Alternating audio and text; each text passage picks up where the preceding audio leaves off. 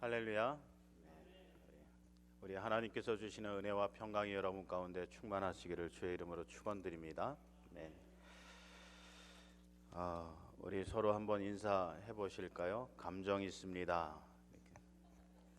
네, 감정 있습니다. 우리 옆 사람 보시면서 인사하시겠습니다. 감정 있습니다. 네, 마음을 다해서 감정을 실어가지고 말씀하셔야 돼요. 안 그러면은 정말 나쁜 마음으로 감정이 있는 그런 말씀이 되기 때문에 사랑의 마음을 담아서 감정이 있습니다. 인사하셔야 됩니다. 우리 연변 언어로 사랑합니다를 감정 있습니다. 이렇게 말씀한다 그러고요. 은혜 받으십시다라고 하는 말씀은 가슴 치십시다. 이렇게 가슴 치십시다.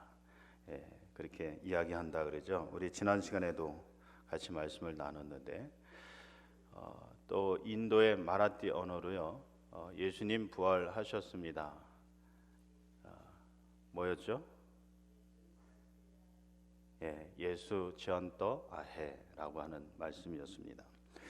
여러분들이 좀 다른 언어로도 이렇게 좀 은혜와 사랑을 또 복음을 또 증거할 수 있는 그런 기회들이 얼마든지 있기 때문에 틈틈이 기회가 되면 영어가 되었든 중국어가 되었든 또 인도어가 되었든 한국말이 되었든 여러분들이 좀 자주 또 언어를 배우시면 좋겠습니다. 그래서 복음도 전하고 또 서로 교제도 나누고 그러면서 우리의 삶과 또 영적인 지경이 더 넓혀지는 그런 은혜와 복이 저와 여러분 가운데 가득하시기를 주의 이름으로 축원드립니다.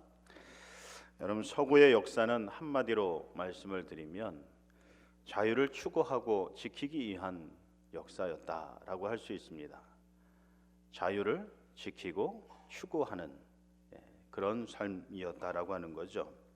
그래서 이 자유를 쟁취하기 위해서 또 지키고 수호하기 위해서 때로는 전쟁도 불사하지 않았습니다.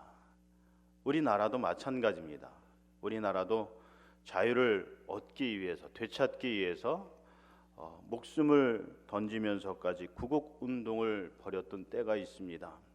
여러분 잘 아시는 1919년 3월 1일 우리 기독교인들 3분의 1이 지도자로 참여를 해서 독립선언을 하고 만세운동을 벌였습니다.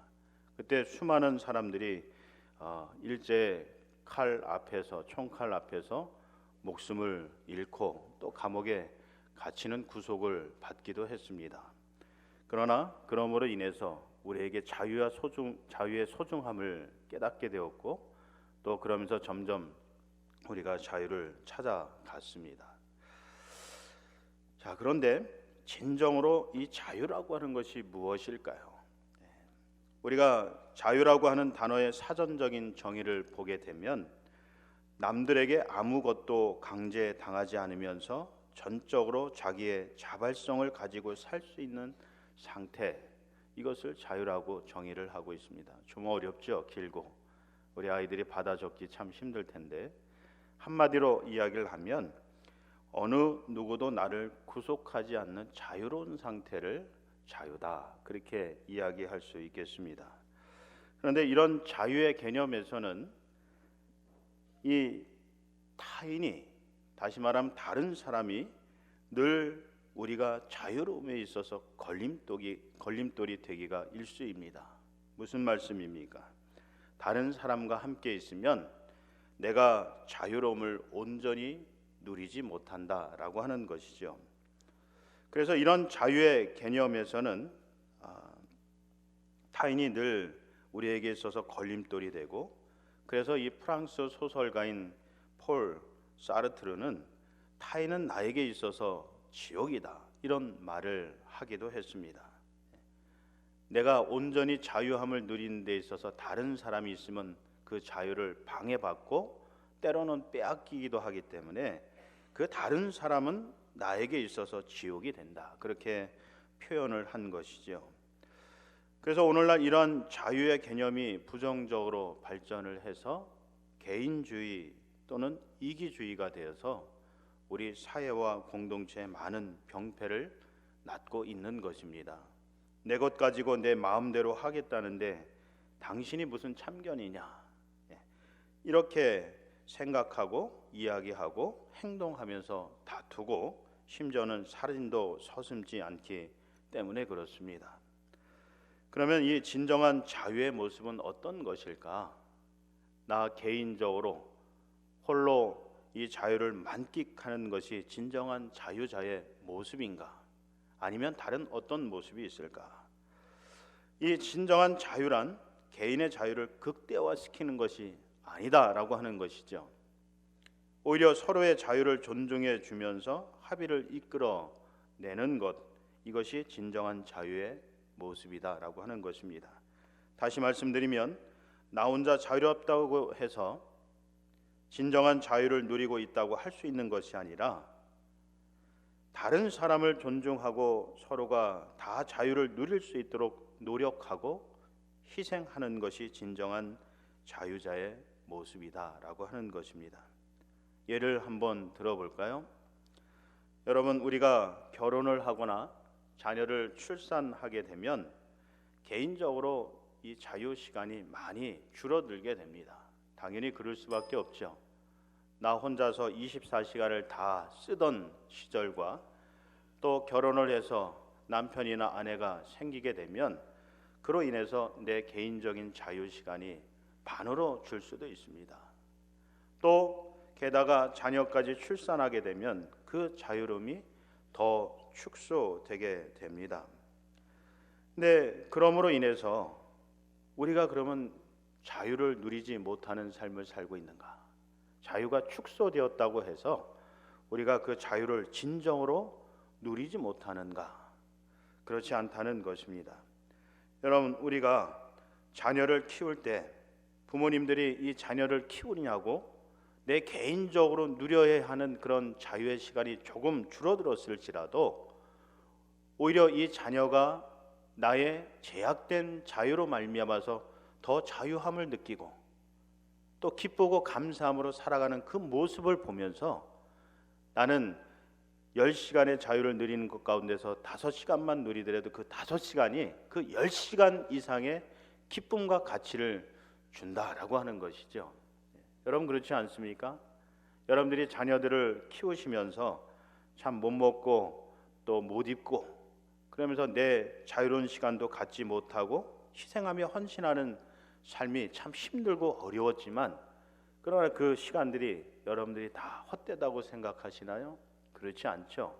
그 어떤 시간보다도 의미가 있고 가치가 있고 그러면서 남들이 느끼지 못하는 혼자 살 때 얻지 못하였던 그런 기쁨들이 그 시간들에게 담겨져 있다라고 하는 것이죠. 여러분, 그래서 이 사르트르가 이야기한 대로 다른 사람은 나에게 있어서 지옥이 아니라는 거예요.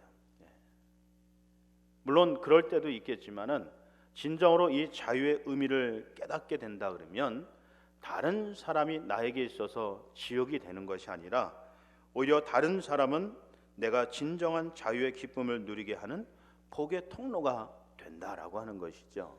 여러분들이 자녀를 통해서 얻는 기쁨들 얼마나 많이 있습니까?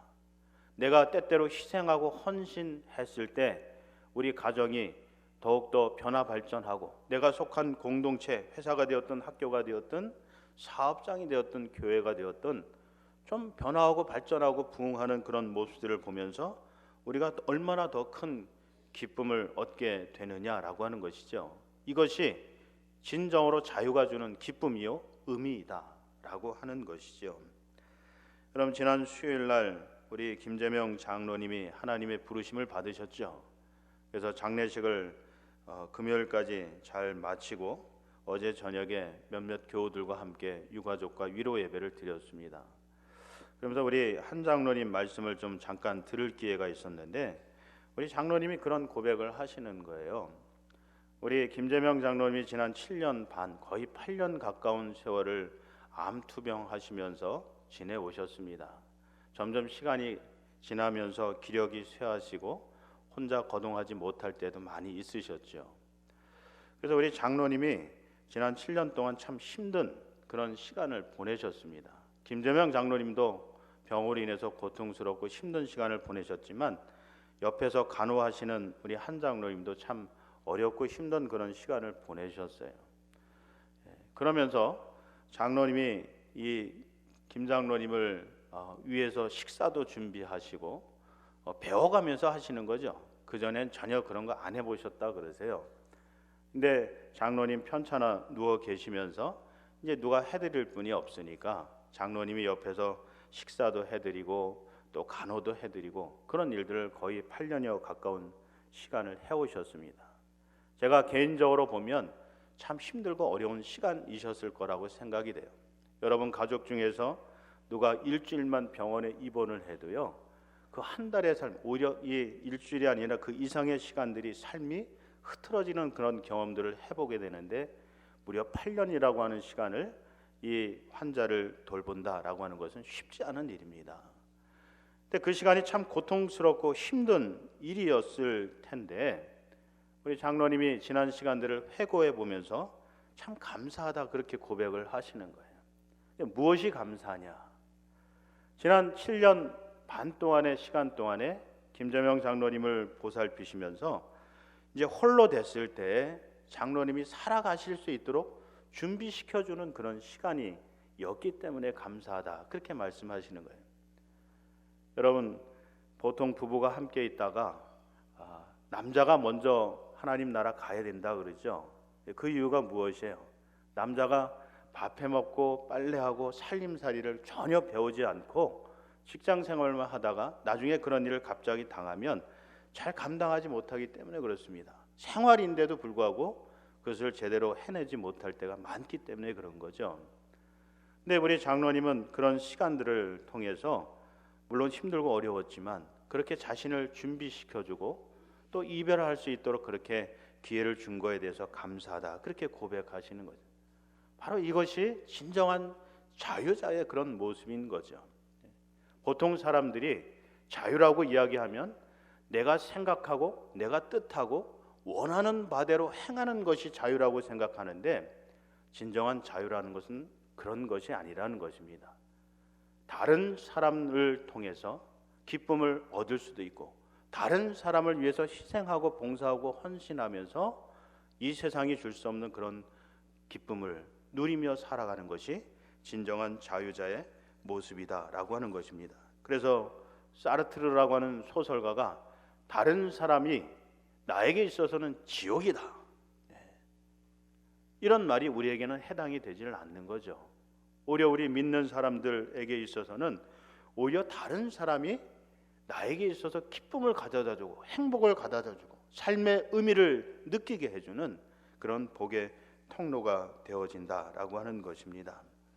여러분 그래서 때때로 여러분들이 주변 사람들로 인해서 힘들어지는 그런 상황이 있다고 할지라도 그것으로 인해서 너무 괴로워하고 힘들어하지 마시기 바랍니다.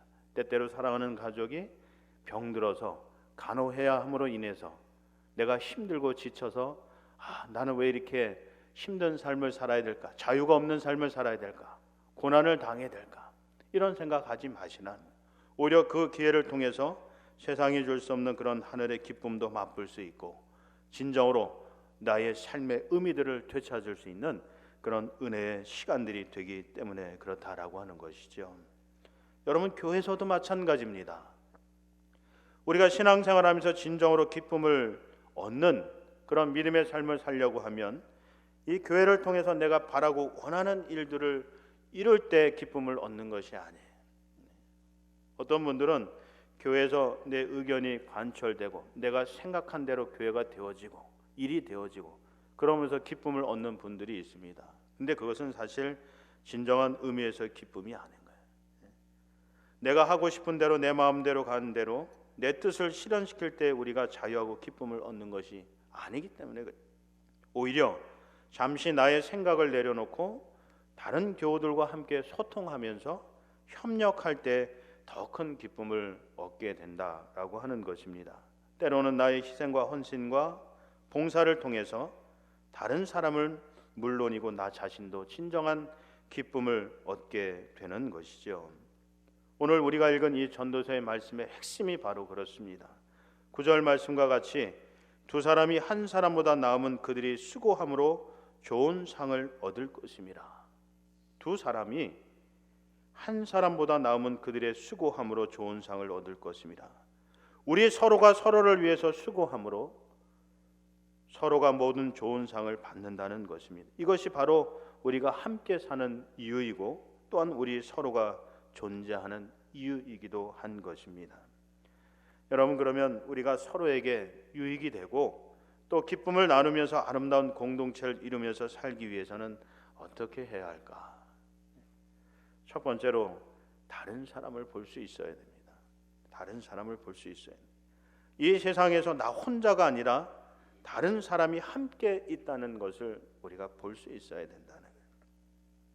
특별히 그러할 때 오늘 본문 10절에서와 같이 긍휼의 눈으로 볼 수 있어야만 됩니다. 넘어진 사람이 있으면 그가 왜 넘어졌을까? 그가 왜 아플까? 그를 일으켜 세워야 하겠다는 긍휼의 마음의 눈을 가지고 바라보아야 한다라고 하는 것이지요. 그렇지 않고 자신과 자신의 삶 속에만 매몰되어 있으면 우리가 진정한 자유도 얻지 못하고 기쁨도 누리지 못하는 삶을 살게 된다는 것입니다. 여러분, 누가복음 10장에 보면 강도 만난 이웃의 이야기가 있지요. 자세히 설명드리지 않아도 여러분들이 잘 아시는 말씀이에요. 행인 중에 두 사람이 이 강도 만난 사람을 보고 피하여 지나갑니다. 왜 피해 지나갔을까? 이유가 나름대로 있습니다. 먼저 이 두 사람은요, 이 강도 만난 사람을 진심으로 긍휼의 눈으로 보지를 않았기 때문에 그래요. 보긴 보았어요. 아, 저기 강도 만나서 죽어가는구나. 다른 말로 표현하면 죽었구나. 그래서 이 죽은 신체를 만지지 말라는 율법의 정신에 따라서 그냥 보고서 지나간 것입니다. 근데 예수님께서 말씀하신 진정한 율법의 정신은 무엇이에요? 내 목숨을 내 친구를 위해서 내어주라는 것이죠. 내 목숨을 다하고 뜻을 다하여 하나님을 사랑하라는 것이죠. 의식적으로 형식적으로 율법을 행하는 것이 중요한 것이 아니라 진정으로 몸으로 행동으로 사랑하는 것이 예수님께서 우리에게 마지막으로 가르쳐 주신 최고의 사랑의 계명이다라고 하는 것입니다. 근데 이 두 부류의 사람은 그냥 보고서 지나간 거예요. 그러면서 그들은 그들의 업무에 있어서는 매우 성실한 거예요. 한 명은 제사장이었습니다. 한 명은 레위인이었어요. 레위인과 제사장은 신체를 가까이에서는 안 됩니다. 성전에서 일하는 사람들이기 때문에 그 몸을 거룩하게 지켜내는 그런 본인의 책무가 있습니다. 그런 면에 있어서는 다른 그 어떤 사람보다도 이 두 사람이 강도 만난 사람을, 죽어가는 사람을 보고 지나갈 수밖에 없었던 거지요. 자신의 업무에 충실하기 위해서. 그리고 이제 마지막으로 세 번째 지나가던 행인 중에 사마리아인이 있었습니다. 이름은 알 수 없어요. 그렇지만 그는 그를 긍휼의 마음으로 보았어요. 그리고 다가가서 그를 치료해주고 자기의 말에 태워서 이 안전한 곳으로 이동을 시켜서 온전히 치유받도록 해줍니다. 여러분, 여기서 역사가 일어나게 되는 거죠. 병든 사람이 치유받게 되고 또 상한 사람이 위로받게 되어지고 그러면서 온전한 삶으로 나아가게 되는 역사가 일어나게 되는 거예요. 뿐만 아니라 이 선한 사마리아인에게도 놀라운 은혜의 역사가 베풀어집니다. 이 본문에서는 기록되지 않았지만 이 강도 만난 사람은 아마 유대인이었을 거예요. 대부분 이 길을 지나다니는 사람들은 유대인들이 지나다니기 때문에 그렇습니다. 근데 이 유대인과 사마리아인은 서로 상극인 사람이에요. 만날 수 없는 그런 사람이에요. 만나도 대화도 안 하고 서로를 무시하는 그런 관계였습니다. 역사적으로 그런 관계였죠. 근데 예수님께서 마지막으로 제자들에게 반문하시기를 누가 이 강도 만난 사람의 이웃이냐 물으시죠. 다시 말씀드리면 이 강도 만난 유대인의 진정한 이웃은 너희가 아니라는 거예요. 유대인 너희가 아니라 그를 입히고 살리고 치료하고 안전한 곳에 거하도록 해준 사마리아인이 그의 이웃이라는 거죠. 여러분, 이 사마리아인에게서 그 말씀이 얼마나 큰 위로가 되었겠어요. 얼마나 큰 영광이 되는 거예요. 그동안 모든 유대인들이 사마리아인들 보면은 벌레만도 못하게 취급했어요. 무시하고 소외시켰습니다. 그런데 그런 사마리아인을 이 유대인의 이웃이라고, 친한 친구라고 그렇게 인정을 해 주었던 것이죠. 그런 놀라운 은혜의 역사가 어떻게 일어나게 되었어요? 그들을 진심으로 긍휼의 눈으로 바라보고 손을 내밀어서 그들을 이렇게 세웠을 때 이런 역사가 일어나게 되었다라고 하는 것입니다. 여러분, 근데 이 세상의 가치관은 어떻습니까? 이 세상의 가치관은 우리로 하여금 도움이 되면 이웃이 되고 친구가 되고, 도움이 되지 않으면 그냥 버리는 그런 관계를 요구하고 있죠. 그러나 하나님은 어떻습니까? 하나님은 내게 도움이 되지 않더라도, 설령 나에게 해가 되는 사람이라 할지라도 그를 이웃으로 받아들이는 사람, 그런 사람을 하나님께서 자녀라고, 또 하나님의 일꾼이라고, 지도자라고 불러서 사용하시는 것입니다. 여러분, 고린도전서 12장 26절 말씀에 보면 한 지체가 고통을 당하면 모든 지체가 함께 고통을 당하고, 한 지체가 영광을 받으면 모든 지체가 함께 기뻐한다라고 말씀을 하고 있습니다. 무슨 말씀이에요? 우리 모두는 병들었거나 또는 건강하거나 연약하거나 강하거나 부하거나 연약하거나 할 것 없이 주를 믿는 믿음을 가지고 한 공동체를 이룬 사람들은 한 몸이라는 것입니다. 그래서 그들 가운데서 누가 고통을 당하면 모두가 다 고통을 당한다. 이게 바로 건강한 교회 공동체의 모습이라는 거죠. 누군가는 아파서 쓰러져 고통당하고 있는데 그냥 외면해 버리고 소외해 버리고 또 그냥 보고서 지나쳐 버리는 것은 건강하지 못한 그런 모습이라는 거예요. 그래서 여러분, 우리 가운데서 다시 한번 이 사마리아인과 같이 긍휼의 눈으로 우리 주변의 사람들을 볼 수 있는 눈이 우리 가운데 열려지기를 바라고, 또 그런 긍휼의 마음이 가득하여져서 우리를 통해서 다른 사람들이 세워지고 살림을 받고, 그러므로 인해서 그만 기쁜 것이 아니라 그 기쁨이 내 자신에게도 충만해지고 우리 가운데 넘쳐 흘러서 이웃에게 흘러가는 그런 은혜의 역사가 이 교회에서부터 시작되기를 주의 이름으로 축원을 드립니다. 여러분, 그러면서 이런 아름다운 공동체가 되기 위해서는 다른 사람을 인정하는 모습이 있어야 된다는 거예요. 우리가 서로를 인정할 때 존중할 수 있게 되고 진심으로 사랑하게 되고 기쁨이 넘치는 삶을 살아갈 수 있다라고 하는 것입니다. 여러분, 사도행전 13장 말씀에 보면 안디옥 교회가 등장을 합니다. 여러분 잘 아시는 바와 같이 안디옥 교회는 초대교회에서 뿐만 아니라 오늘 이 시대의 모든 교회들에 있어서도 모범적인 그런 교회예요. 근데 사실 이 교회 내부를 들여다보면 어떻게 이런 교회가 있을 수 있을까? 또 이런 교회가 이렇게 부흥하고 성장해서 좋은 모습으로 많은 사람들에게 영향력을 미칠 수 있을까? 이런 생각이 들어요. 왜냐하면 여러분이 안디옥 교회 지도자들 보면 그들의 출신 배경이 다 각기 다릅니다. 바나바, 구레네 사람 루기오, 본붕왕 헤롯의 젖동생 마나엔, 그리고 사도 바울이라고 알려진 이 사울, 이런 사람들이 이 안디옥 교회 지도자였어요. 특별히 바나바와 사울은 우리가 지난 시간에도 살펴보았지만 사실 이 두 사람은 서로 상극의 사람이에요. 서로 상정하지 않는 그런 관계의 사람이라는 거예요. 왠지 아세요? 여러분이 바나바는 여러분 아시다시피 레이지파 출신입니다. 그리고 사울은요, 바리새인 중에 바리새인이라 그가 그렇게 고백하잖아요. 나는 바리새인 중에 바리새인이다. 근데 이 바리새인들은 어떻게 생겨났냐면 여러분, 이 유다가 말기로 가면서 점점 타락을 하는데 특별히 이 성직자들이 타락을 하게 돼요. 레인들도 타락을 합니다. 그래서 그의 타락한 모습을 보고 종교 개혁을 한 사람들이 바리새인들이에요. 우린 저들과 같이 되지 말아야 된다. 그래서 철저하게 율법을 지키고 금식 기도를 하고 그러면서 생활 모든 면에 있어서 절제하는 그런 삶을 살아갑니다. 이것이 나중에 너무 의식화되고 형식화되어져서 예수님께 책망받았지만 사실 이 바리새인들의 신앙생활에 있어서는 우리가 좀 본받을 점들이 많이 있습니다. 자, 그런 바리새인 출신이 사울이고 그렇게 욕먹을 만한 지파의 후손이 바로 바나바였어요. 이런 출신의 사람들이 안디옥 교회라고 하는 곳에서 함께 지도자로서 활동을 하는 거예요. 말씀을 가르치기도 하고 성도를 보살피는 일을 함께 하고 있다는 거예요. 또 어떤 사람들이 있었습니까? 니게르라 하는 시몬이 있었죠. 니게르는 다시 말씀드리면 흑인을 이야기합니다.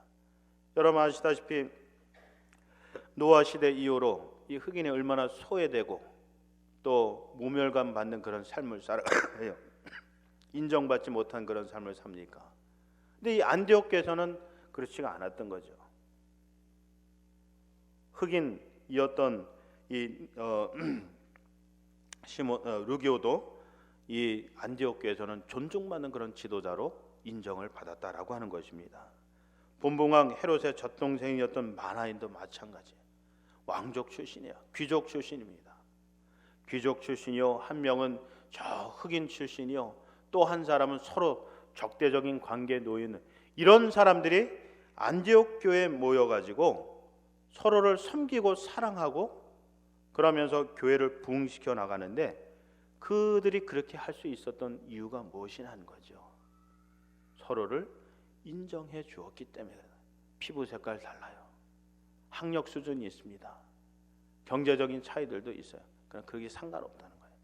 하나님 나라를 위해서 헌신하는 일에 주를 위하여 영광을 위하여는 우리가 한 마음 한 뜻이 되어서 서로를 섬기고 인정하고 존중하는 그런 삶이 되어야 한다고 했기 때문에 여러분이 안디옥 교회가 분열되는 모습이 없었잖아요.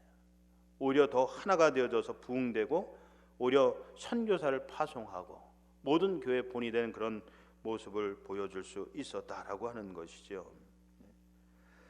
지난 금요일 날 우리 장로님 납골 땅에 모시고 좀 시간이 좀 많이 남아서 교회 와가지고 방 장로님하고 같이 좀 여기 앞동산을 정리하는 일을 좀 했습니다.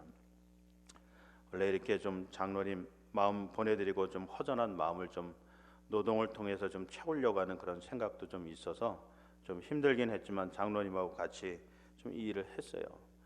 그래서 작업복 입고 하는데 뭐 흙도 묻고 나무에 걸려서 찢어지기도 하고 그래서 땀은 흐르면서 흙손으로 이렇게 만지다 보니까 얼굴도 지저분하고 거의 노숙자 수준의 그런 모습이었습니다. 그래서 이제 좀 힘들어 갖고 이제 길바닥에 털썩 주저앉아 가지고 좀 쉬고 있었는데 여러분 잘 아시는 우리 앞 동네 할머니 한 분이 이렇게 다가오시더니 아이고 목사님 옷이 날개야 날개.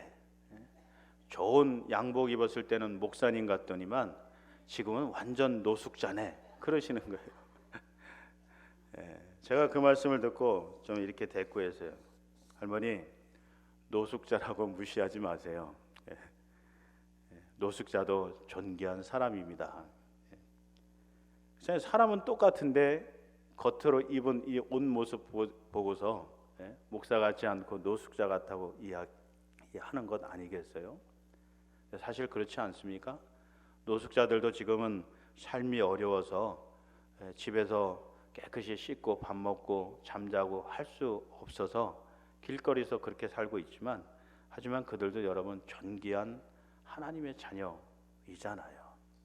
그들이 예수를 믿으면 하나님의 형상이 회복돼서 존귀한 하나님의 자녀들인 것 아니겠습니까? 그렇지 않더라도 하나님께서 그들도 이 땅에 보내신 존귀한 사람인 거예요. 다만 그 외적으로 보여지는 그런 모습으로 인해서 에이 저는 저 사람은 사람 같지 않아 짐승 같다 이런 게 아니라는 것입니다. 근데 세상은 그렇게 판단하는 거예요. 세상의 눈으로 보면 우리 겉으로 보여지는 그런 모습으로 사람을 판단하는 거죠. 근데 하나님은 어떻습니까? 있는 그대로 보시는 거예요. 있는 그대로 한 사람 한 사람을 보시는 거예요. 그러니까 설령 나이 들어서 힘이 없어서 아무것도 할 수 없을지라도 병이 들어서 오히려 다른 사람에게 짐이 될지라도 경제적인 능력이 없어서 다른 사람의 도움이 필요할지라도 그도 마땅히 사랑받을 만한 존재고 또 하나님을 믿으면 구원받을 만한 존재들이라는 것입니다. 우리가 이러한 마음을 가지고 그들을 인정해 줄 때 여러분 그곳에서 놀라운 역사들이 일어나는 거예요. 구원의 역사도 일어나는 거고요. 변화의 역사도 일어나는 거예요. 여러분 노숙자들이 평생 노숙자로 살아갑니까? 아닙니다. 그들도 어떤 계기점들이 있으면 변화되어져서 다시금 회생하고 재기하고 오히려 더 많은 사람들에게 용기를 불어넣는 거예요. 제가 엊그제 새벽기도 때도 우리 성도들에게 말씀을 드렸지만 여러분 아시는 분들 있지만 대부분 모르실 거예요. 예전에 활동하던 에스더라고 하는 여자 가수가 있습니다. 이분이 활동을 열심히 하다가 인기를 많이 받다가 한순간에 사라져 버렸어요. 사라져서 살면서 본인의 입으로 간증하는 것이 정말 여러 번 죽으려고 그랬다, 자살하려고 그랬다.